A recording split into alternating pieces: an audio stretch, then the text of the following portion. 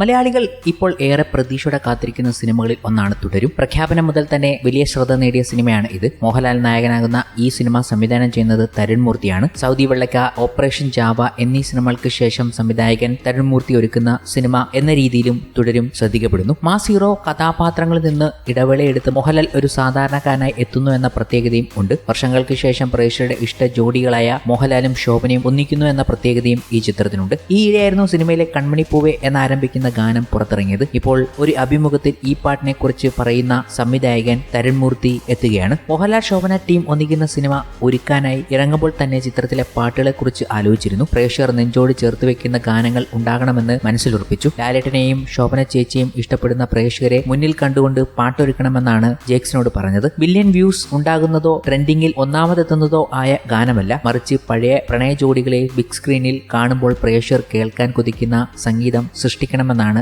നിർദ്ദേശിച്ചത്. പാട്ട് കേട്ട് വീട്ടിലിരിക്കുന്ന പ്രായം ചെന്നവർ പോലും തിയേറ്ററിലെത്തണം. മനസ്സിൽ ഗൃഹാതുരത്വം നിറയ്ക്കുന്ന ചിത്രങ്ങൾ ഉണരണം. ഈ ആവശ്യങ്ങളെല്ലാം മുൻനിർത്തിയാണ് ജേക്സ് സംഗീതം ചിട്ടപ്പെടുത്തിയത്. തൊടുപുഴയിൽ സിനിമയുടെ ക്ലൈമാക്സ് ചിത്രീകരിക്കുമ്പോഴാണ് ജേക്സ് 3-4 ട്യൂണുകളുമായി എത്തുന്നത്. അതിലൊന്ന് എനിക്ക് നന്നായി ഇഷ്ടപ്പെട്ടു. സിനിമയിൽ ദൃശ്യങ്ങൾക്ക് അകമ്പടിയായി ഞാൻ കേൾക്കാൻ ആഗ്രഹിച്ച സംഗീതം തന്നെയാണ് ജേക്സ് പ്ലേ ചെയ്തത്. വേറെയും ചിലത് കൊണ്ടുവന്നെങ്കിലും എന്റെ മനസ്സ് ഒന്നിൽ തന്നെ ഉടക്കി. ഒപ്പമുള്ളവർക്കും ആ ട്യൂണ് തന്നെ ഇഷ്ടമായതോടെ ഞങ്ങളത് ഉറപ്പിക്കുകയായിരുന്നു. ജേക്സിന്റെ സംഗീതത്തിലേക്ക് ഹരിനാരായണന്റെ വരികൾ കൂടി എത്തിയപ്പോൾ പാട്ട് ഇന്ന് നിങ്ങൾ കേൾക്കുന്ന രീതിയിലേക്ക് മാറി. ഇന്നത്തെ കാലത്ത് പൊതുവെ ഉപയോഗിച്ചു വരുന്ന വാക്കുകളും വരികളുമല്ല ഈ പാട്ടിൽ ചേർത്തിരിക്കുന്നത്. പുതിയ കാലത്തിന്റെ സ്വഭാവത്തിൽ നിന്നും മാറി നിൽക്കുന്ന പാട്ട് സ്വീകരിക്കപ്പെടുമോ എന്ന് തുടക്കത്തിൽ ചെറിയൊരു ആശങ്കയുണ്ടായിരുന്നു. ഇക്കാലത്ത് ഇങ്ങനെയൊരു പാട്ടൊരുക്കണോ, ട്രെൻഡുകളോട് ചേർന്ന് നിൽക്കാത്ത പാട്ട് സൃഷ്ടിച്ചാൽ നമ്മൾ ഒറ്റപ്പെട്ടു പോകില്ലേ എന്ന പേടി കൂട്ടത്തിൽ നിന്ന് തന്നെ ഉയർന്നിരുന്നു. എന്നാൽ നിർമ്മാതാവ് രഞ്ജിത്തേട്ടനാണ് പാട്ടുമായി മുന്നോട്ട് പോകാൻ ധൈര്യം നൽകിയത്. ഈ കാലത്തും ഇത്തരം പാട്ടുകൾ കേൾക്കാൻ കൊതിക്കുന്ന വലിയൊരു സമൂഹം നമുക്കിടയിൽ ഉണ്ടെന്നും അവർ പാട്ട് സ്വീകരിക്കുമെന്നും അദ്ദേഹം